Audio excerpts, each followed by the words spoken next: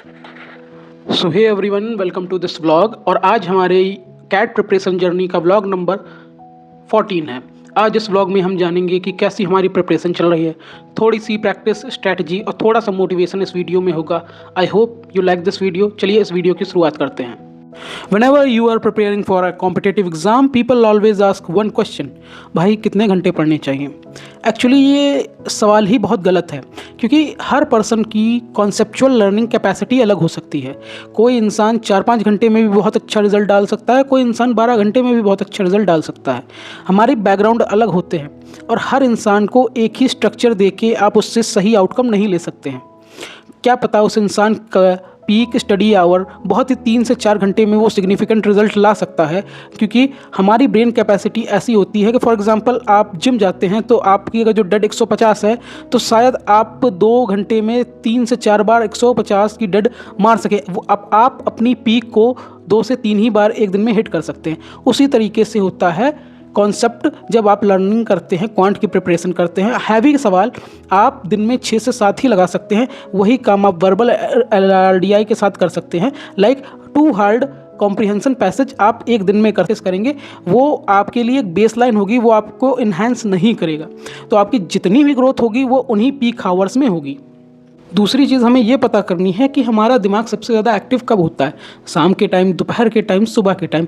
वो भी वैरी करता है पर्सन टू पर्सन। अगर जो आपका दिमाग सुबह बढ़िया काम कर रहा है तो आपके ज़्यादा अच्छे चांसेस हैं कि सुबह आप मुश्किल डिफ़िकल्ट क्वेश्चन को टैकल कर सकते हैं अच्छे से। वही क्वेश्चन आप अपने वीक आवर्स, जब आपका दिमाग थोड़ा सा अच्छा नहीं है या आप थोड़े से थके हुए हो, तो आप सेम सवाल नहीं लगा पाओगे उस इंटेंसिटी के साथ। तो जब हम अपने दिमाग को सही स्ट्रक्चर से फॉलो करने देंगे कि किस टाइम पर कैसी चीज़ें आपको सही समय पर करनी है, तो वो ज़्यादा अच्छे से रिजल्ट देगा।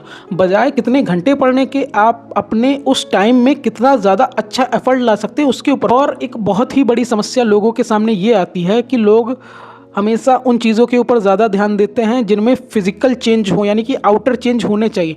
जैसे कि एक मिस्त्री जब एक ईंट बनाता है तो एक एक ईंट रखने के बाद कंप्लीट दीवार आपको दिखेगी, बट उसके साथ आपको उसके एफर्ट भी दिखेंगे कि आज आधी दीवार बनी, आज इतनी दीवार बनी, आज इतनी दीवार। बट हमारे कॉन्सेप्ट में जब हम कोई किसी चीज़ की प्रिपरेशन करते हैं तो सिग्निफिकेंट रिजल्ट एकदम से नहीं दिखते हैं। हाँ, वो रिजल्ट आपको एग्जाम डे में दिखेंगे या आपके मॉक्स में दिखेंगे, बट उस फाइनल आउटकम का जब आपका प्रॉपर रिजल्ट आ जाएगा तब आपको दिखेगा कि आपने वाकई में कितनी मेहनत करी। बट ये कॉन्सेप्ट भी थोड़ा ऊपर नीचे इसलिए हो सकता है, क्या पता उस एग्जाम के दिन आपकी प्रिपरेशन अच्छी नहीं थी या आपके माइंड में कुछ हो गया। तो brain is because it did not work like a concrete, once you have mould it will stay for ever. यानी कि दिमाग हमारा कोई कॉन्क्रीट या मसाले की तरह नहीं है जिसे आप एक सांचे में डालने के बाद एक्सपेक्ट करेंगे कि वो वैसा ही रहेगा। आपने कोई कॉन्सेप्ट बहुत ही अच्छी तरीके से प्रिपेयर किया, मैथ का या क्या कहा जाता है आपने LRDI का, और फिर आप कुछ महीने बाद उस कॉन्सेप्ट को उस तरीके से नहीं लगा पाएंगे, क्योंकि आपको उस पर कंटिन्यूस वर्क करना पड़ेगा। आपने थोड़ी सी भी भूल चूक करी आगे पीछे, आपके नंबर काफ़ी ऊपर नीचे हो सकते हैं। ये सारी चीज़ें हम ध्यान ही नहीं देते। प्रैक्टिस का काम पहले सक्सेसफुल होना नहीं है, प्रैक्टिस का काम इतना है कि आप कितने ज़्यादा फेलियर के आउटकम्स को हटा सकते हैं अपने जर्नी में। जितने ज़्यादा फेलियर्स के आउटकम को समझने के बाद उन्हें हटाते जाएंगे अपने प्रैक्टिस, अपने मॉक्स या अपने टेस्ट सीरीज़ में, उतना ही ज़्यादा आप ग्रो करेंगे। बजाय ज़्यादा सवाल लगाने के, ज़्यादा सही सवालों के ऊपर जब हम फोकस करेंगे तो अच्छे रिजल्ट आएंगे। केवल क्वेश्चन लगाने से अंतर नहीं पड़ता है, जब आप क्वेश्चन में प्रॉपर इन्वॉल्व हों, आपके सारे सेंसेस उसी की तरफ फोकस करें, आप थोड़ा सा डेडिकेट होकर उसकी तरफ ध्यान दें कि ये क्वेश्चन मेरे लिए बहुत ही इंपॉर्टेंट है, मुझे इस तरीके से इसे टैकल करके एक बहुत ही अच्छा रिजल्ट लाना है। उसके ऊपर जब आप फोकस करेंगे तब आपको ग्रोथ दिखेगी।